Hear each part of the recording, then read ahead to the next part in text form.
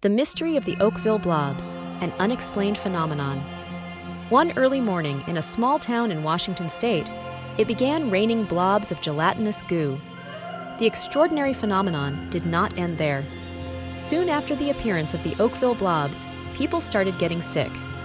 On August 7, 1994, a rainstorm unlike any other descended upon the city of Oakville, Washington, with a population of 723, unleashing not raindrops, but rather these mysteriously translucent and gelatinous blobs.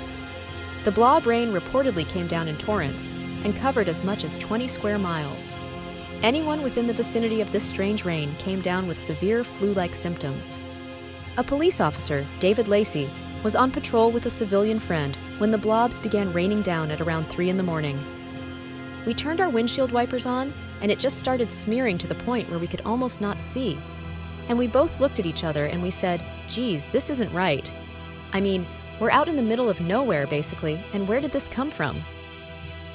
Even after Officer Lacey pulled into a gas station to clear up his windshield, he further noted the bizarre consistency of this goo. The substance was very mushy. It's almost like if you had Jell-O in your hand and you could pretty much squish it through your fingers. Oakville in Washington state was accustomed to rain, lots of rain. However, the torrential kind that fell on the 7th of August 1994 was no ordinary rain. Residents in the small city reported that what fell from the sky was not water, but gloopy, translucent blobs, each no bigger than a single grain of rice. One police officer, David Lacey, recounted seeing the goop hit his windscreen while on patrol at 3 a.m.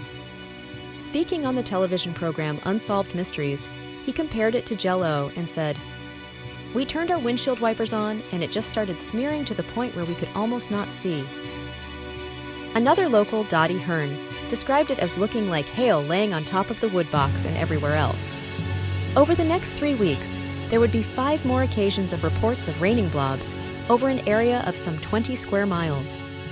The very day of the raining blobs, people started getting sick, both Officer Lacey and Dottie Hearn among them.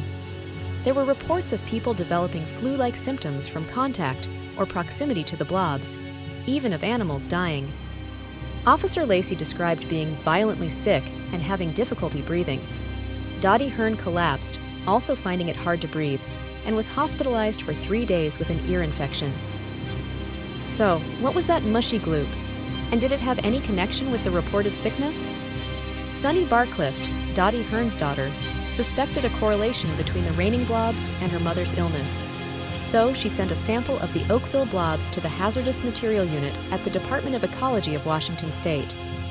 On Unsolved Mysteries, microbiologist Mike McDowell recalled finding 2 species of bacteria in the Oakville Blobs. One of these was known to infect the human digestive system. According to an article in the New York Times on the 20th of August 1994, scientist Mike Osweiler of the Washington State Department said they found a number of cells of various sizes and 2 types of bacteria in the blobs, but were unable to identify them. They did, however, note that the cells did not have nuclei. This was significant in that it refuted a previous claim that the blobs contained human white blood cells, which do have nuclei.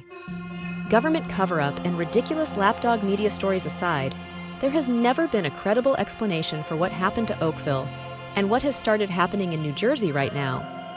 The New Jersey drones have begun spraying and dripping misty liquid onto the ground, and those closest to it smell chemicals and fall ill. Developing story!